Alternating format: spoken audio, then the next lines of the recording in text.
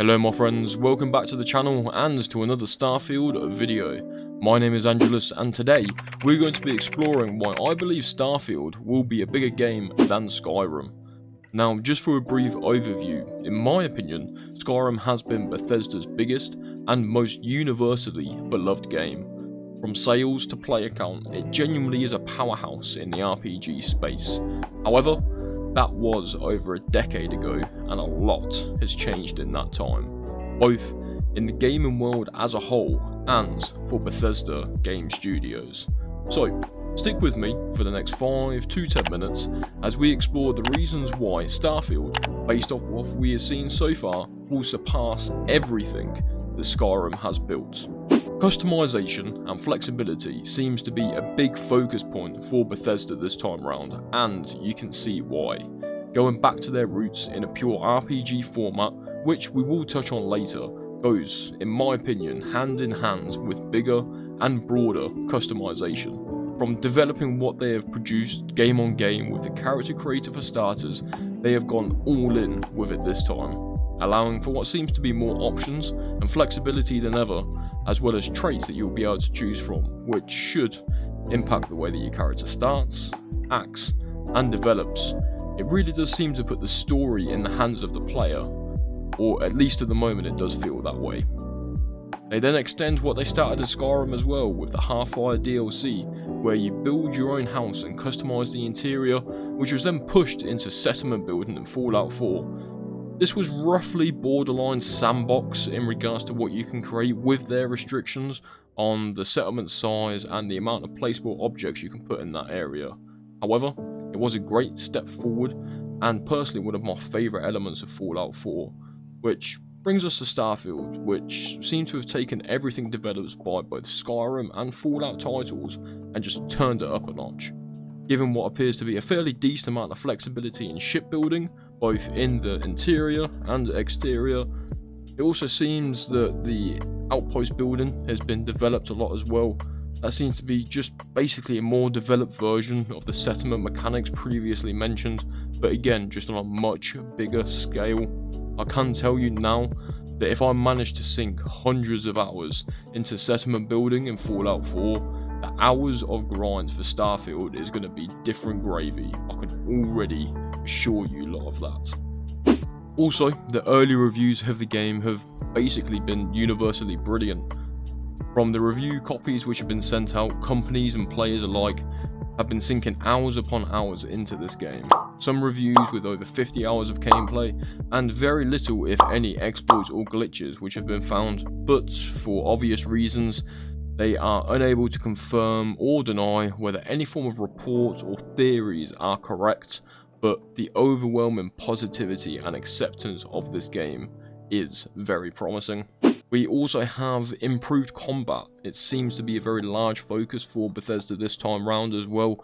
They did make massive strides forward with the release of Fallout 4 from the basics and the developments in combat, which had a bigger jump than any of the previous titles, and they look to be doing that again, with what seems to be similar gunplay from the Fallout series, however with added and improved animations, sound design and flexibility, again to look to push what is possible in their new engine. If you didn't know, Starfield is the first title to benefit from the Creation Engine 2, and they really seem to be flexing what new muscles they do have. It isn't all just about the gunplay, as they have added additional mobility changes, something which has been seen in a lot of recent releases, whilst taking into account what would be realistic for Starfield's game setting. We also have the game scale. This has been a major talking point, with a lot of theories and pre-release reviews seek both positives and negatives. I personally fall on the latter side of this belief, and under the impression that just because something has been attempted before, that it does not mean that it can't be made right by a different developer. However, BGS seem to have found the formula which Hello Games missed with No Man's Sky. There is a very big comparison and a very big jump between the two, as No Man's Sky had 18 quintillion planets comparative to Starfield 1000. It is a massive jump between games, but 1,000 worlds is still so much. 10% of those being habitable and worked on, whilst the other 90% are being generated with kinda barren landscapes. In my opinion, from what we have seen, it appears to be a mix that works.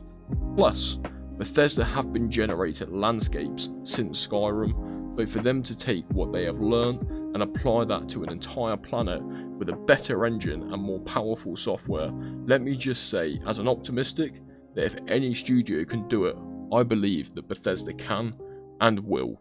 And finally, RPG fundamentals.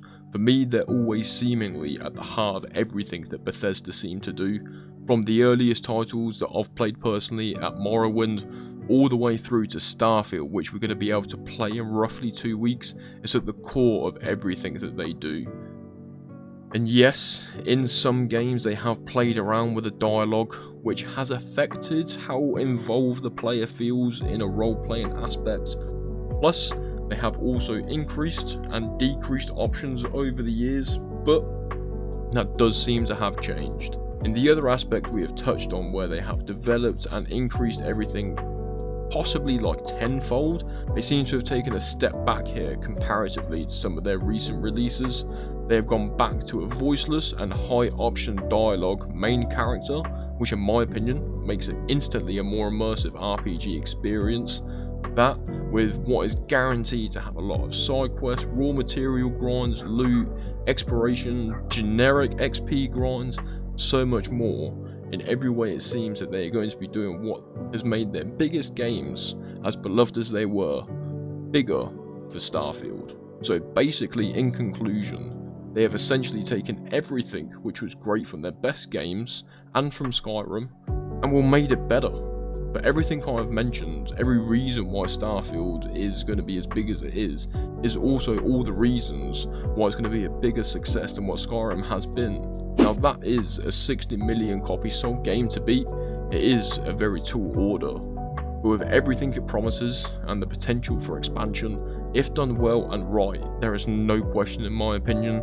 And if you agree or disagree with me, let me know in the comments below and why.